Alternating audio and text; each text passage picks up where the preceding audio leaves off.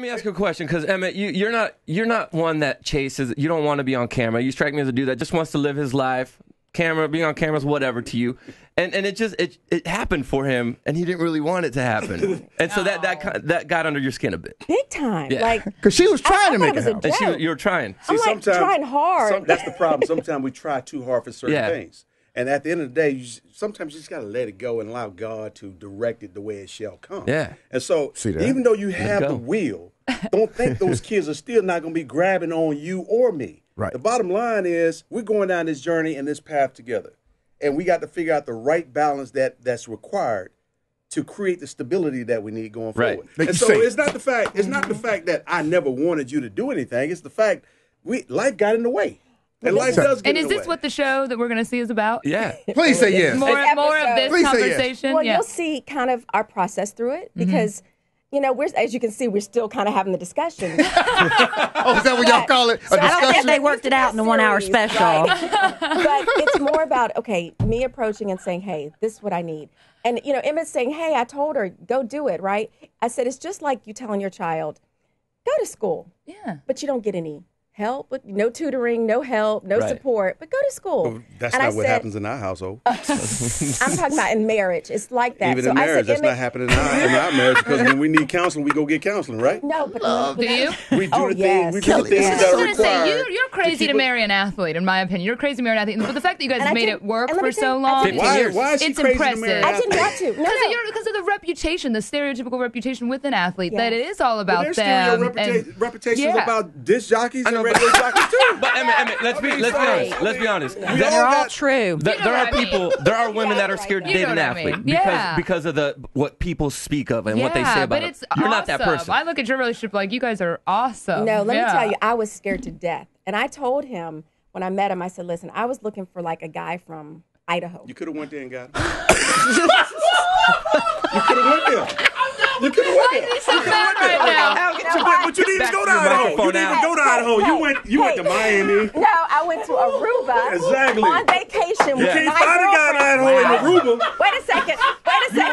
No, Idaho guys visit Aruba.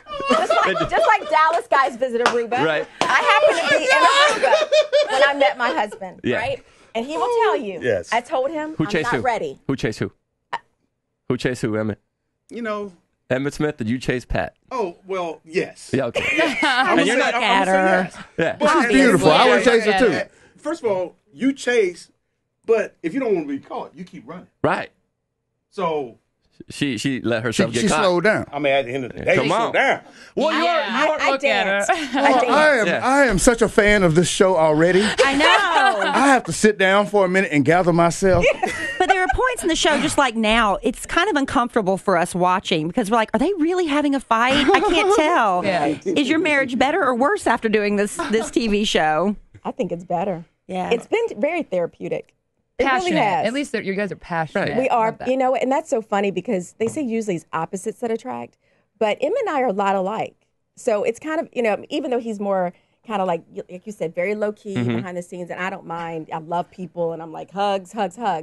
But we both are very passionate. We're both very, ambitious. We have big dreams. So that is the same. So when we get in this little You guys fight fair. I noticed. You fight fair. It's more about the how than anything. It boils down to how. How do we get there? Yeah. And communication. That's really what it boils down to. Right. It's not the fact that we don't support one another. Right. I think we have that piece.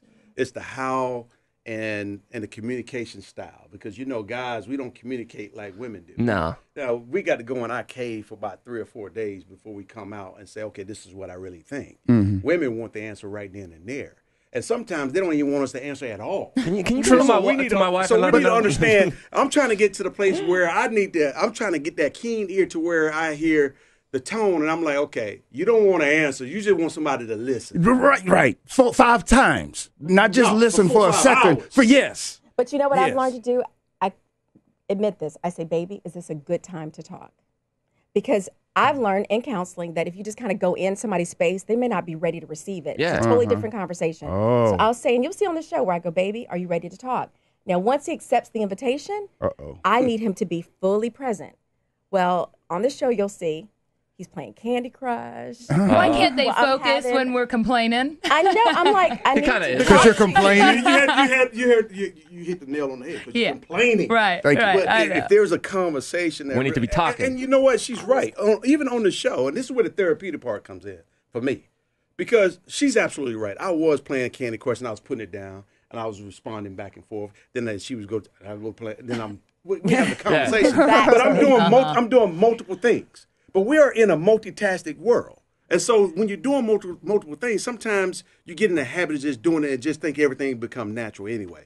But in a lot of ways, it is somewhat disrespectful. And so you will see also in the show, I said, okay, you know what? You're absolutely right. I won't do that again.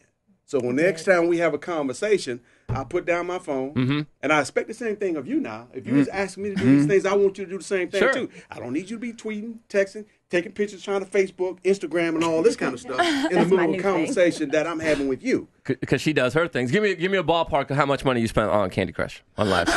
I had to delete it. I don't spend any more money. You didn't spend any money? Yeah, I spent some, probably about 100, maybe $200. Dang, Emmitt. No, there's certain aspects of Candy Crush To get past the level, you got to buy You got to buy live. But I'm at a level right now. I don't pay for that. I figured it out. You in the Hall of Fame with Candy Crush too? I got an answer that I'm not going to tell anybody. Oh, you got to tell us the answer. No, I can't because it's on the air. It's too much like cheating.